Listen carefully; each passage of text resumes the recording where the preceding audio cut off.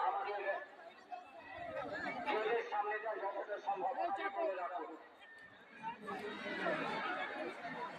ফাঁকা হয়ে যাবে, এটা বেরিয়ে গেলে ফাঁকা হয়ে যাবে। এবারে যেন কাকুর বেশি